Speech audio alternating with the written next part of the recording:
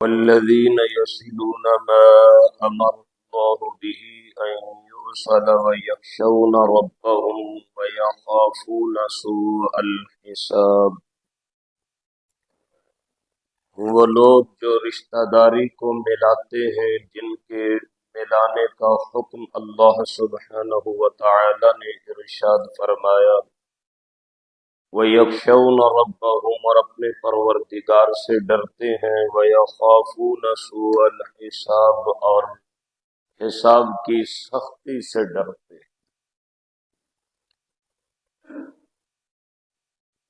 تعریفات اللہ سبحانہ و تعالی کی ذات لم یزل کے لیے مختص ہے،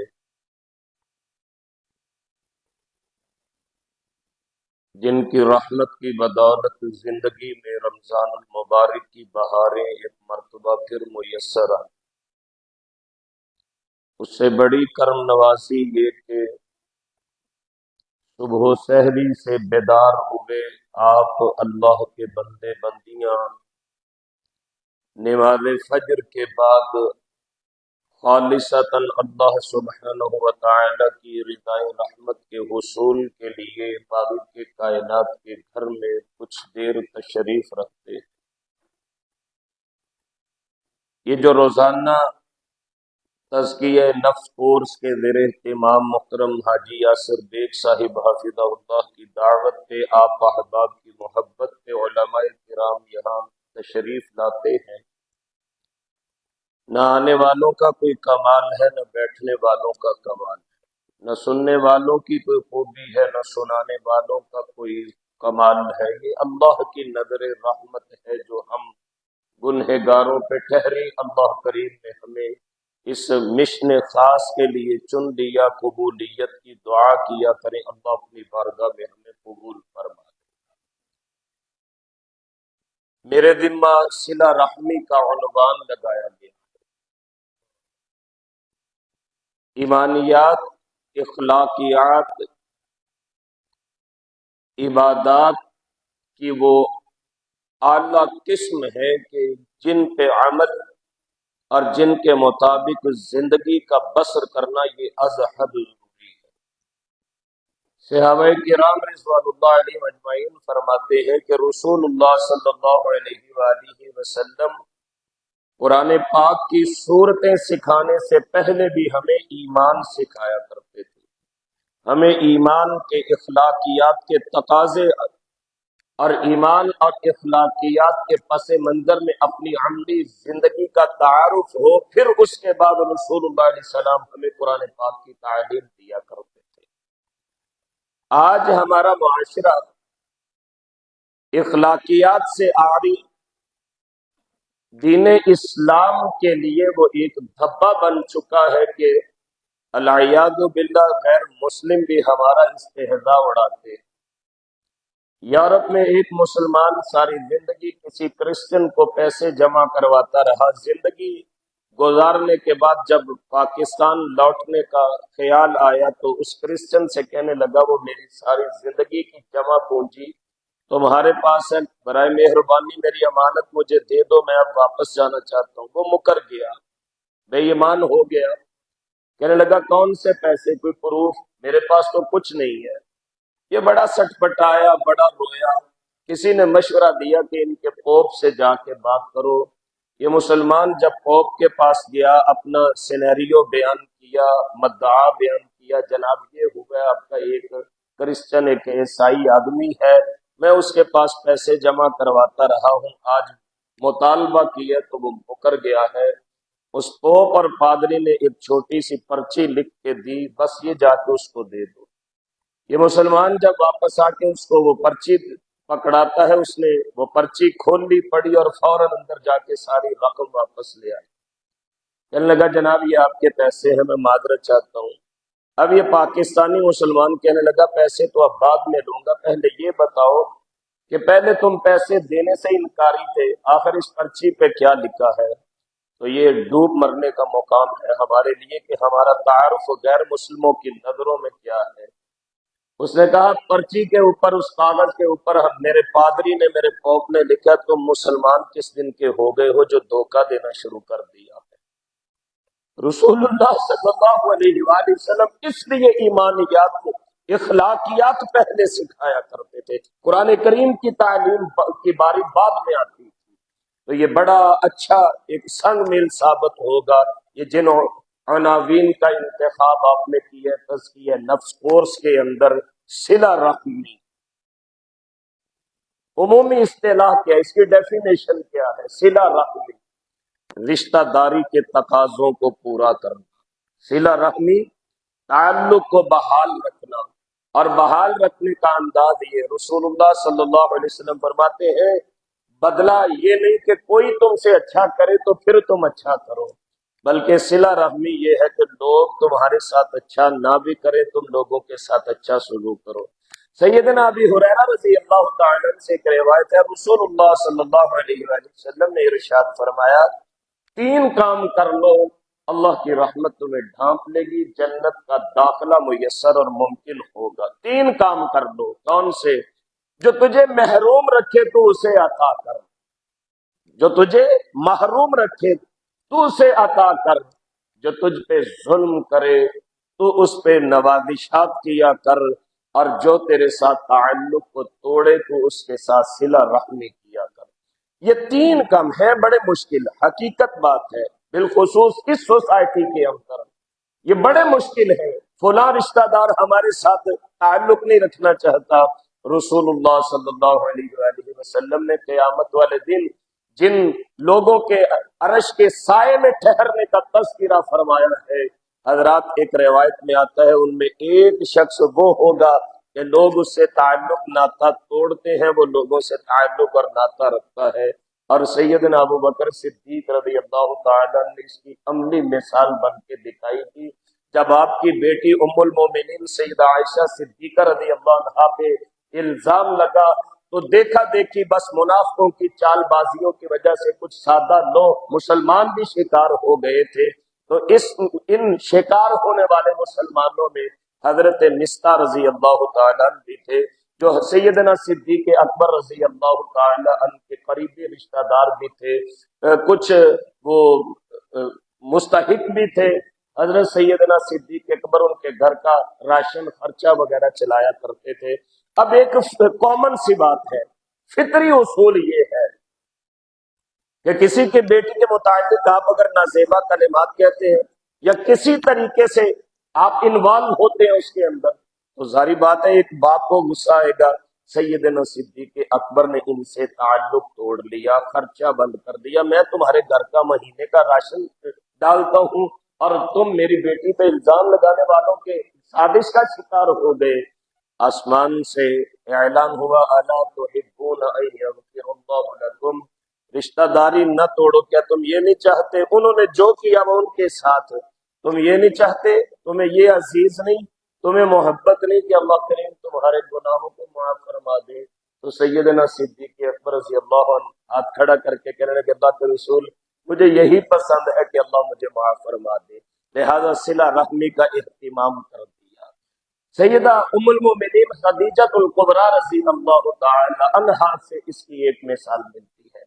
جناب رسول اللہ صلی اللہ علیہ وآلہ وسلم گھر میں تشریف فرما ہے، دروازے پہ دستک ہوئی، ایک بوڑھی سی عورت آتی ہے، اور جب حضور صلی اللہ علیہ وآلہ وسلم کا تعارف ان سے ہوا تو حدیث میں آتا ہے کہ حضور نے جوتا بھی نہیں پہنا اور چادر مبارک مزمل مدثر والی گر رہی ہے، آپ دوڑتے دروازے کی طرف جا رہے ہیں اور فرماتے میری امی میری امی میری امی آ گئی۔ امی کون ہے؟ رضائی ماں، سگی ماں نہیں، رضائی ماں ہے، رضائی والدہ ہے، سیدہ حلیمہ سعدیہ رضی اللہ تعالی عنہا۔ جناب رسول اللہ علیہ السلام فرمانے لگے خدیجہ یہ میری امی ہے، یہ میری امی ہے، انہوں نے مجھے دودھ پلایا ہے۔ آپ اندازہ کیجیے آج ہم سے یہ سوال ہوتے ہیں مختلف، جی ساس سسر کی خدمت بہو کے ذمہ، عجیب قسم کی منطق ہے، یہ سارا سوشل میڈیا کا کمال ہے، ڈراموں کا کمال ہے کہ آج بہو ساس سسر کی خدمت کرنے کی روادار ہے۔ یہ جی میری ذمہ داری میں شامل ہے، میں سسر کو روٹی پکا کے دوں، میں ساس کے کپڑے دوں، میری ذمہ داری میں شامل ہے۔ حضرات یہاں پہ دیکھیے ام المومنین سیدہ خدیجہ رضی اللہ تعالیٰ عنہا کو جب رسول اللہ علیہ السلام فرماتے ہیں خدیجہ یہ میری امی ہے جس نے مجھے دودھ پلایا، سگی ماں نہیں، یہ میری امی ہے جس نے مجھے دودھ پلایا ہے۔ تو سیرت نگاروں نے لکھا ہے سیدہ خدیجۃ الکبریٰ رضی اللہ تعالی عنہا نے ایک ماہ تک اپنی اس رضائی ساس کو اپنے گھر رکھا۔ یہ صلہ رحمی کی ایک مثال پیش کی، اور اس سے کمال پھر صلہ رحمی کا مظاہرہ رخصت کے وقت کیا کہ جب سیدہ حلیمہ سعدیہ رضی اللہ عنہا یہاں سے رخصت ہونے لگی تو سیدہ خدیجۃ الکبریٰ رضی اللہ عنہا نے ایک اونٹ پہ لدا ہوا سامان خدمت میں پیش کیا، اور عرب کے رہنے والے جانتے ہیں ایک اونٹ کے اوپر کم از کم 17 من سامان لادا جاتا ہے، 17 من سامان لادا جاتا ہے ایک اونٹ کے اوپر۔ ایک اونٹ سامان پیش کیا، 40 کے قریب بکریاں پیش کی بطور تحفہ، اور ایک پوٹلی میں پیسے کچھ درہم و دینار تھے۔ بڑے ادب اور احترام کے ساتھ کہنے لگی اما جان یہ تھوڑی سی خدمت ہے ہماری طرف سے قبول کیجیے گا۔ حضرات یہ صلہ رحمی ہے، کیوں اس کا اہتمام ہو رہا ہے؟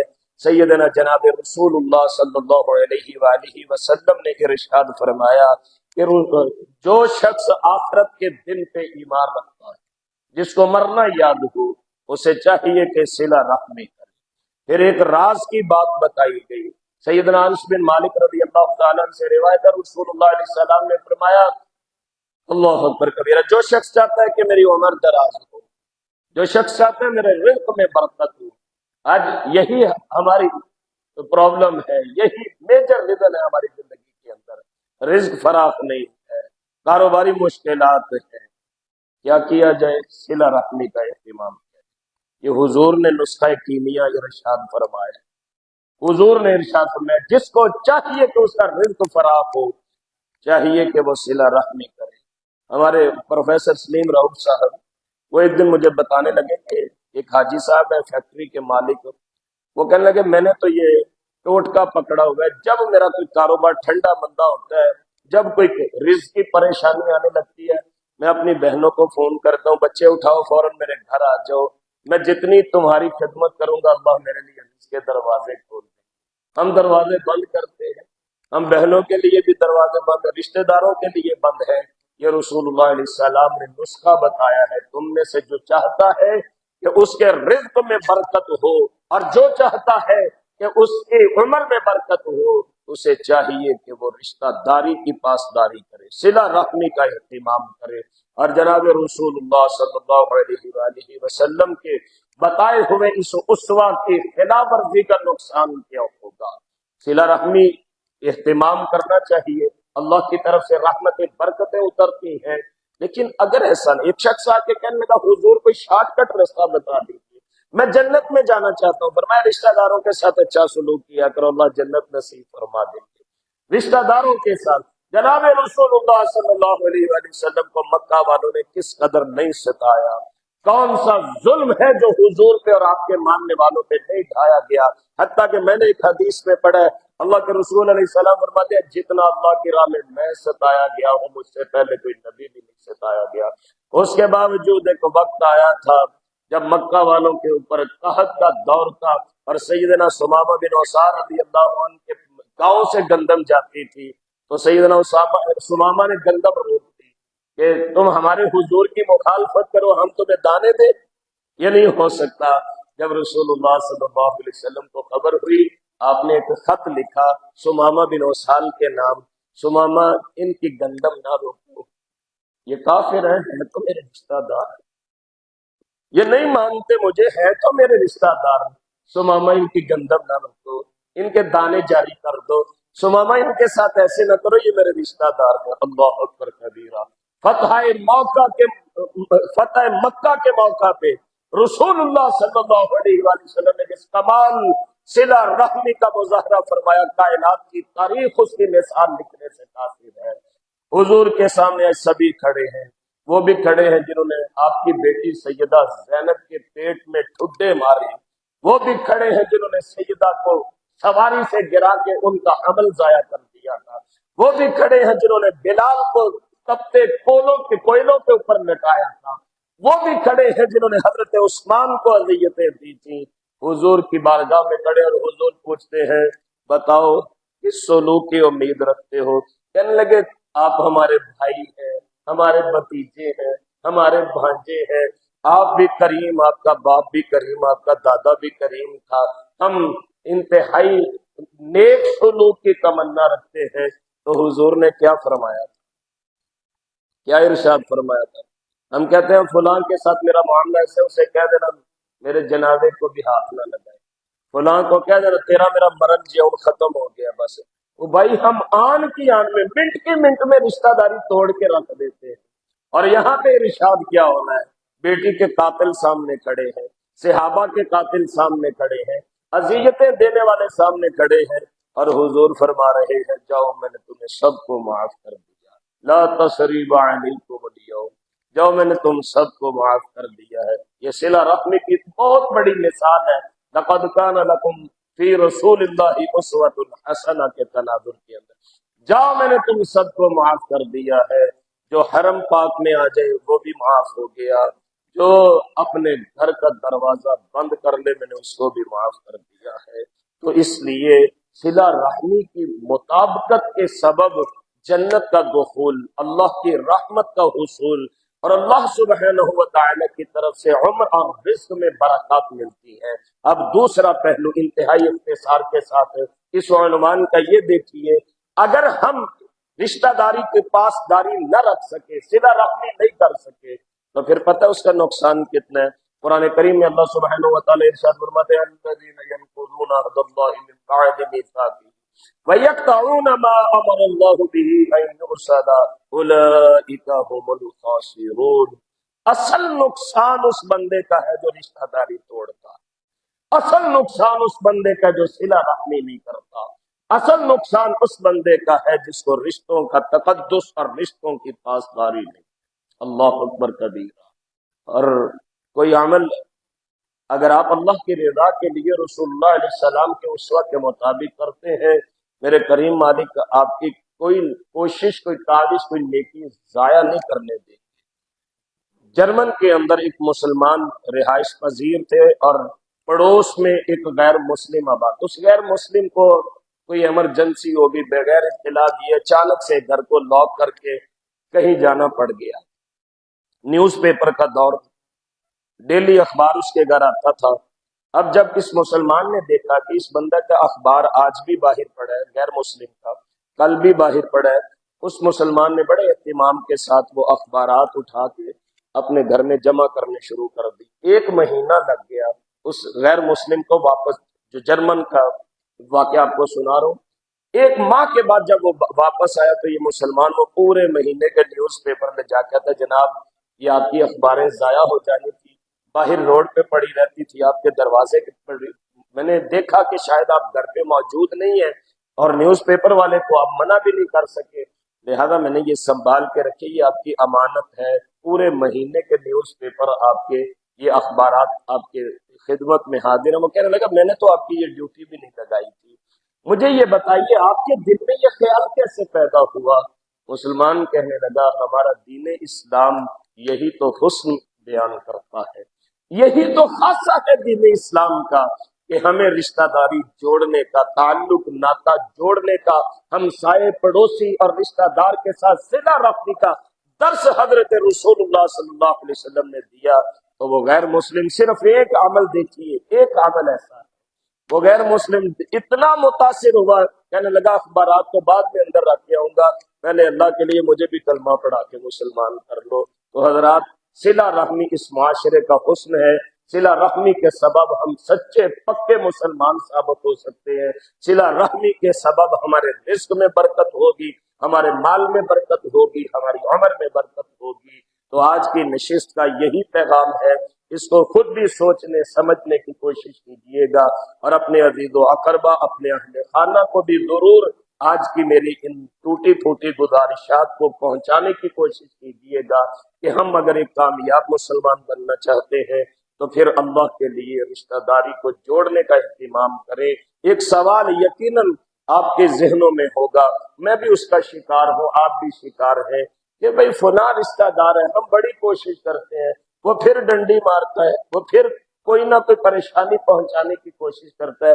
اب بچے کہتے ہیں جی نہیں ملنا فلاں رشتہ دار سے، فلاں ہمیں تکلیف پہ تکلیف دیے جاتا ہے، تو پھر بڑے احترام کے ساتھ یہ عرض ہے काम बड़ा मुश्किल है, लेकिन टॉलरेंस का मुजाहरा कीजिए, हौसला पैदा कीजिए।